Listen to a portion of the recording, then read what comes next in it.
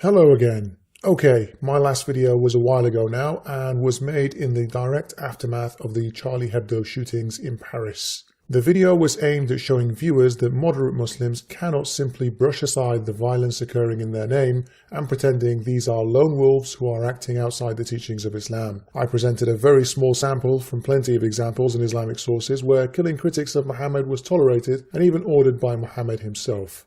Since the video, I've noticed more and more of a tendency among Muslims to play the victim card and claim they are peace-loving people who do not insult other people and therefore expect the same treatment in return. So this video will address the double standards you need to have to make that statement. Let's get going.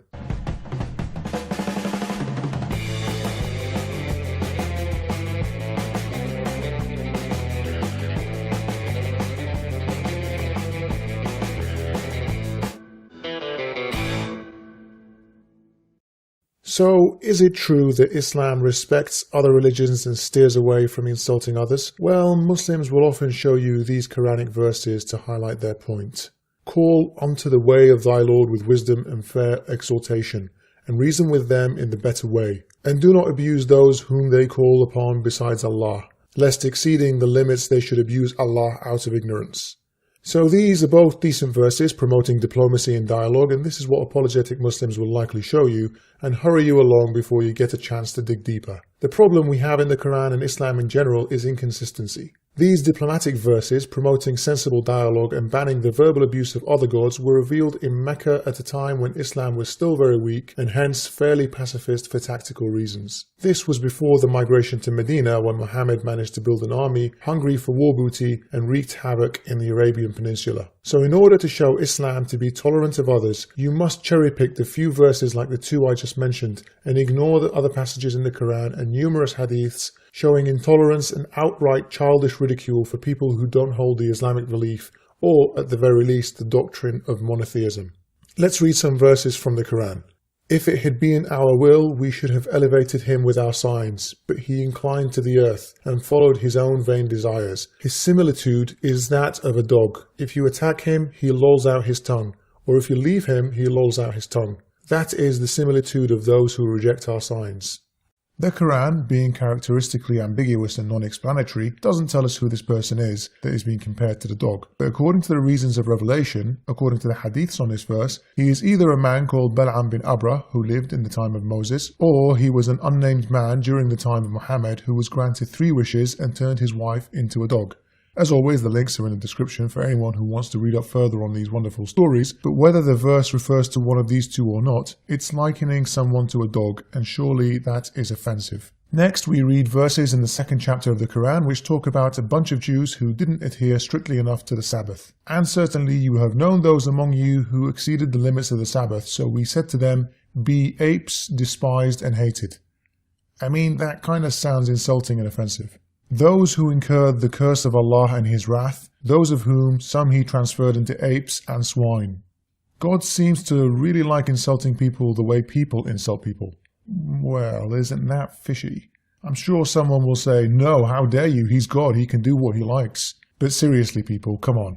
When your God is made out to be a petty bully and you believe these stories, isn't that insulting to a God? Do you really believe He'd be so vengeful to primitive, uneducated humans on one tiny planet? Why does He even turn them into pigs and monkeys? Is He ashamed of that creation? Did He create a beautiful nature except for pigs and monkeys, who are only there so humans can look at them and He can threaten to turn people into them? Let's see what other animals God insults humans with. The likeness of those who are entrusted with the law of Moses, yet apply it not, is as the likeness of the ass carrying books.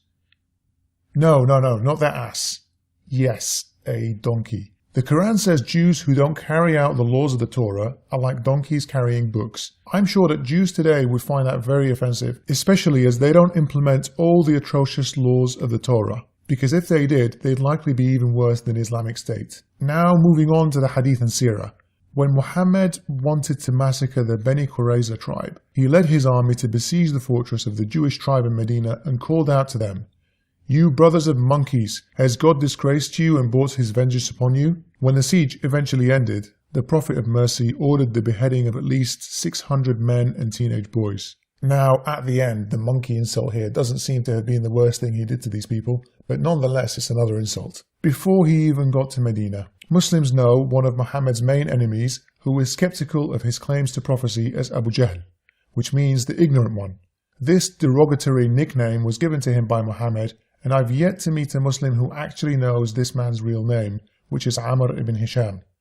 Again, an insult, and Muslims always refer to this man by the nickname given by Muhammad to ridicule him.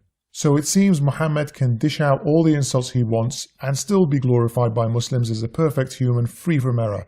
Why? Because the Quran claims Muhammad is of great character, and thou standest on an exalted standard of character. I mean, obviously there's no way Muhammad wrote the Quran to make himself look good, so don't be so cynical. All this should be more than enough to show why Muslims are employing double standards when it comes to insults. However, knowing how resilient Islamic apologetics are, I'm going to try and preempt another silly argument because I know somebody may bring it up.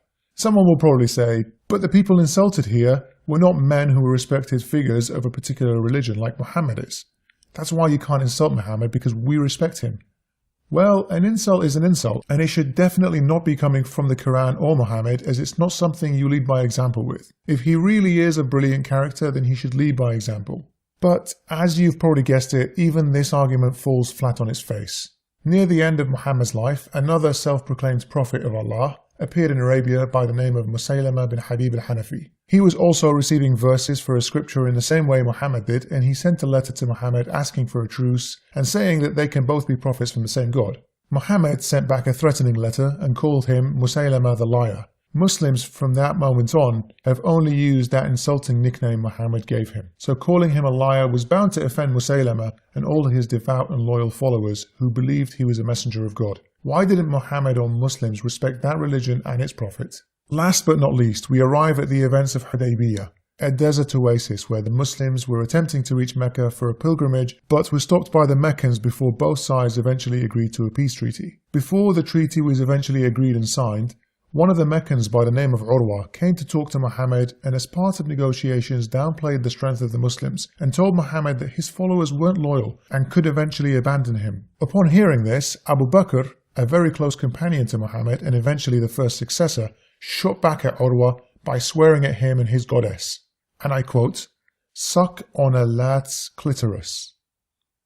Muhammad did not rebuke Abu Bakr whatsoever for his words. This is not only an insult but clearly foul language only spoken by the filthy-minded. Just imagine if Urwa had responded in return with equal proportion. His insult would have been, "Suck on Allah's dick." Had he responded that way, Muslims would have been infuriated, but Urwa didn't respond in kind and was the bigger man here. He didn't want to stoop down to Abu Bakr's level. If we see the original Arabic for the hadith, we see it written clearly, but the English translation of the hadith has paraphrased the insult into Abu Bakr abused him. This shows that Abu Bakr, highly revered by Sunni Muslims in particular, was too foul-mouthed to be translated. Anyway, on that pleasant note, I end this video. Let me remind you all that all sources are stated below in the description box. Please keep your strong support of this channel coming. Any support on Patreon in particular is highly appreciated and allows me to keep making videos like this. Please subscribe if you haven't done so already and share this video with friends and as many people as possible. Follow me on social media platforms where the links are also found in the description box. Until next time, adios.